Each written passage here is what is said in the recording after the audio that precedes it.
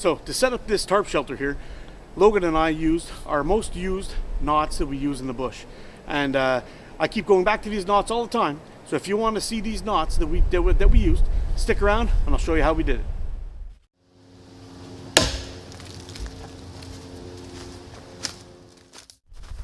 So alright guys, we've just arrived at a potential camp spot. First thing we're going to want to do is we're going to get our bag hung up so we're not picking up any ticks off the ground in summertime, and we're not getting all our gear wet in wintertime. So the first knot I do usually when I get to camp is my marlin spike hitch. So I've already got a rope set up here. I'll give you a quick look at that. It's just a bowline knot I usually have already attached to my little string, which you've seen in my videos before. I just give it a quick wrap, and then I grab myself a nice stick. Any stick off the ground will do. And to get this knot done, this is how we tie it. All right, so to tie the marlin spike hitch, it's a very simple knot. You want to put a bite in your line. So you've basically got a loop. You're going to fold it over onto your standing string, and then you're going to pass a stick through it. It's really that simple. That's all it is. And just to give you a quick look at that, I'll do it one more time. So first thing you'll do is you'll make a loop. You'll fold it over onto your standing line so you have a pass through, and then you take your stick and you pass it, and you pass it right through, tie it up. So all right, now we got our pack all set up, hang it from the tree nice and sturdy. We'll have access to everything inside the pack that we need. So now we're going to set up our tarp because it seems to be a little bit windy and we got wind coming from this direction. So we're going to set up our tarp in between these two and get out of that wind a little bit. All right, so now we're going to set up our ridgeline, and to set up our ridgeline, we're going to need to have a loop on one end of our rope. So I'm going to show you quick how to tie up a bowline knot, super easy knot that I've learned for a long time. I can't even remember who taught me this knot, but it's a very good, useful knot for a bunch of different things, and it's easy to untie. So I'll show you how I do it. So how I tie a bowline is I hold it like this in between my fingers. I grab it like this and I make my loop. So now I've got my bite, and I just wrap the rope around the rest of the line, pass them through. Then I grab these two guys with my my fingers, and there we go. There's your bowline knot. I'll do that one more time. So what I do is I pinch it between my fingers. I grab I take the other end of the line, the standing line, and I'll pinch it like this and turn it over. So now I've got my my tag end poking through the hole already. I wrap it around the rest of the line, and then I pull it tight, and then I've got my bowline. Now if you want to adjust, I'll show you that real speed, just so you can get an idea of how long it actually takes to tie like that. There you go. Bowline knot done. 2 seconds.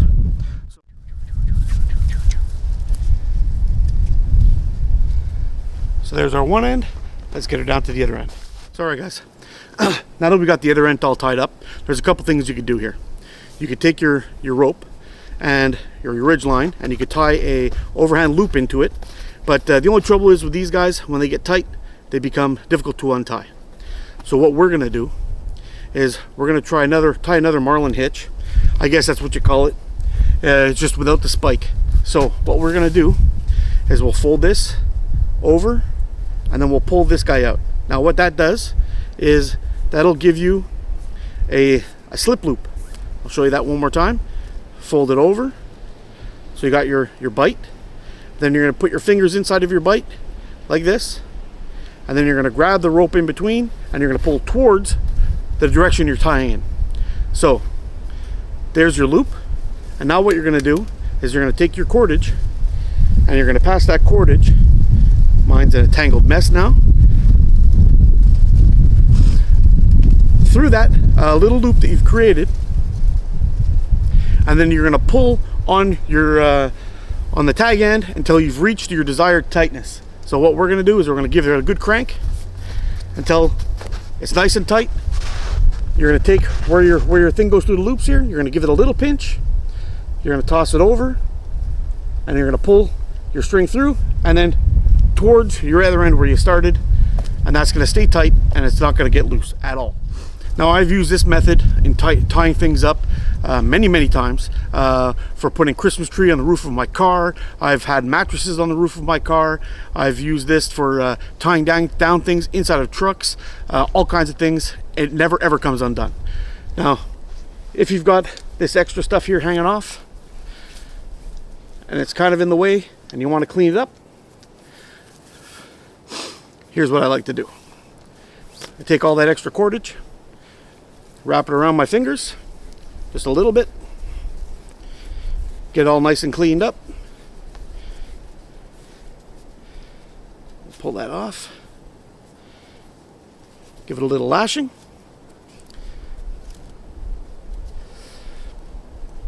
little half hitch, and then I'll stick it in here. And what we can do is we can tighten this up. That'll hold all your stuff in. Nice neat little package, nice and clean. So let's go ahead and get our tarp set up. Sorry guys, now that we got our tarp set up real quick, just enough to block the wind so we can get below the top of the ridge line, and we don't have to worry about the wind blasting us in the back. But the wind is putting a lot of pressure on the tarp and we need to stabilize it a little bit. So we're going to go ahead and take the center piece, the center loop on this guy, and we're going to set it out with our number 4 knot, which is the taut line hitch. Let's go check it out. All right, so I've got my center loop of my tarp attached to some bank line here, and there's a couple ways I could do this. I could stretch this out as far as I can and then put it down with a snow anchor, which would work quite well in this case, or a stake. But if you can pull it upwards like this to another tree, that's even better. But unfortunately, I don't have anything like that around me, directly behind me, unless I go back about 30 feet or 20 feet anyway. And I don't have enough cordage for that.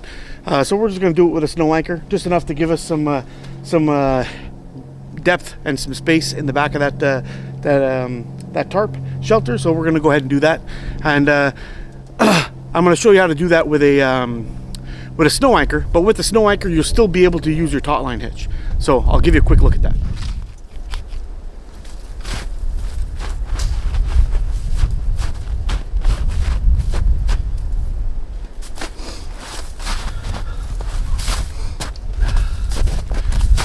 Now that we got it stuck inside with our snow anchor, if we wanted to loosen it, we could still loosen it. And if we want to tighten it, you pull the knot and your cordage will slide on your stick, but still keep it nice and tight. We're not perfectly straight in line with our post or with our loop, but it's not the end of the world. It'll keep the shelter from blowing in on us. We've got a little bit more room in there now. Yes, a lot more. Very cool. All right, so we're gonna wrap this around our tree in this case, but it could be your tent stake or anything else, and you're gonna wrap it, cross it over the top in a loop. You're gonna pass it around once and then twice. Now you've gone around twice, so you got 2 bumps. See that? One there, one there. Now you're gonna take this guy, you're gonna toss him over, so you're looking like that. Then you're gonna come around the bottom. See, come around the bottom, and then you're gonna pass this guy right through. And then when you tighten it up, you take your time to tighten it all up, make sure everything's nice. What you'll have is 3 little bumps. So 1, 2, 3, like 3 wraps, and then you're gonna have a belt around the bottom. And when you have all those things, you know you've got your taut line hitch. So then you can just snug things up a little bit, make sure it's nice and tight. You want to finish your knots nice and neat. When you finish your knots nice and neat, everything works properly, and that'll go with your prussics and everything else. So try to keep them all in nice shape and how they're supposed to look. But now that you've got this set up, you could use this to tie things down. You see, I could pull on this, and it's not going to budge. But if I want to move it, you basically slide it like this. Slides nice by holding the knot, and then you hold the knot again, and you pull the string, and it'll loosen up. So if you want it tight again, you take this and you're going to pull your knot, and that's going to make your knot smaller, or you push or you pull your knot and you slide your knot towards your wrap, and it becomes loose. So there you go, taut line hitch. And in our application today, we used it for a snow anchor. Worked great. Another good thing about this knot is it's easily untied. So there you go. Done deal.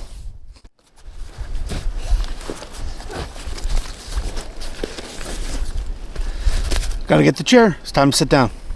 So quite often when I'm attaching things to the top or the bottom of my pack, or if I'm starting off a lash or things like that, I tend to use a Canadian jam knot. Very easy knot to learn, and you can use it for many applications as well. Anything if you want to put a temporary hold on something to keep, if you only have one set of hands with you, you can set up a ridge pole, for example, tie a Canadian jam on one side, use your other hand to tie up the other side, and then come back and finish off the other. And then when you want to take it all down, it all comes apart. But this time I think Logan wants to demonstrate this one. This is one of the knots that he showed in his cub group when he was in Cubs, and he wants to show you guys. So we're gonna have Logan show you the Canadian jam. Hi guys, I'm going to be showing you the Canadian jam knot. So first, you make a loop and make a normal, ordinary knot. Once you're done that... Here, come on up and show the people what it looks like up close. There we go. And then the next one, so you go like this. You do the same thing, but you don't pull it all the way. You leave it loose like a donut. There you go. Then, Daddy, can I have your arm for 2 seconds? Sure. Here we go. What you do is you wrap it around something, stick it through. You got to stick it through. Then you pull on this, and that will not come undone. Oh, pull it out there. you don't need to pull that one. So you just pull up. Yeah. And remember, and you got to make sure that your knot is pinching the other one. Pinching your rope. So let's give you a look at that.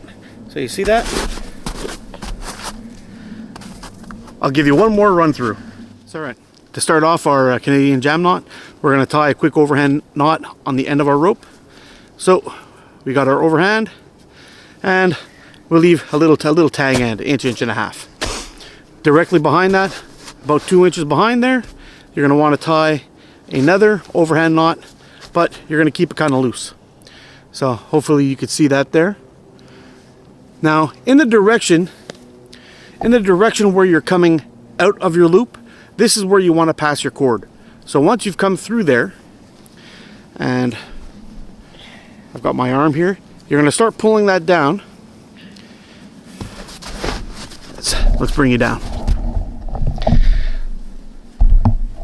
So when you start bringing it down, you're going to see this little knot here start to tighten up, and it starts to grip onto your cordage here. So as you pull it tighter and pull down, it gets tighter. You can come up and really crank down on it, and that holds on tight. You can see my hand starting to turn funny color, cutting off all the blood there. It's really tight. But the beauty of this is it's going to hold this tight until I take this cord and I do this. And that's it. Pressure's released. Now, there you go. Pressure's released. So the Canadian jam is a very handy knot for starting off lashings, tying things to your pack, setting up tripods, all that kind of stuff. It's super easy to tie. It's 2 granny knots, I guess you call them. 2 quick, small overhand knots that will hold on to something quite tight, and you don't have to worry about it coming undone. And it's very, very handy little knot. Sorry guys, I just wanted to show you those few knots that I use. There are a bunch of others. Maybe I'll do a part 2 to this at a later date. But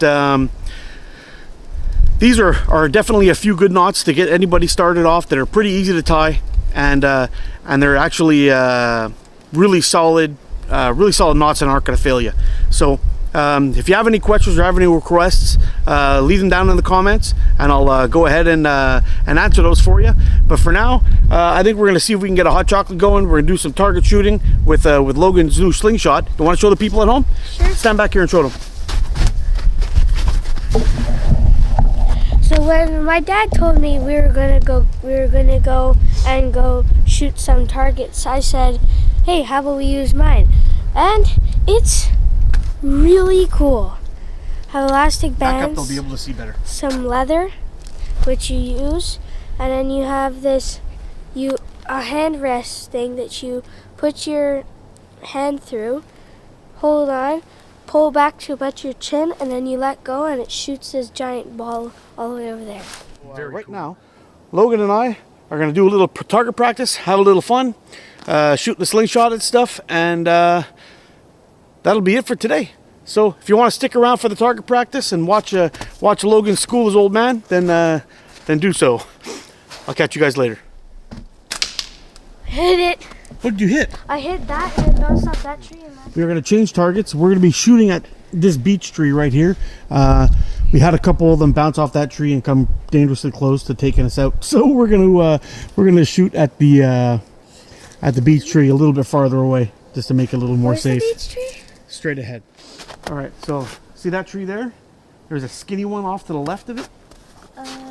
Yeah, kind of. Off to the right of it, I mean. Yeah. Sorry, off to the right. Oh, yeah. I'm going to aim for that one. Okay.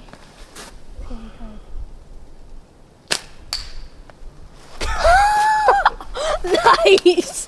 You hit it right in the center. Yep. And that's what, 30 yards away, 35 yards away? Definitely 30 yards away.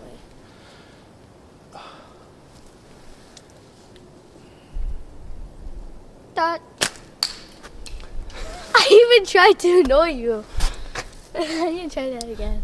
You hit me in the face with snow? No. You little butthead. Maybe. Dot! Dot! What? How are you so good? Dude, I've been ignoring you for years. Really?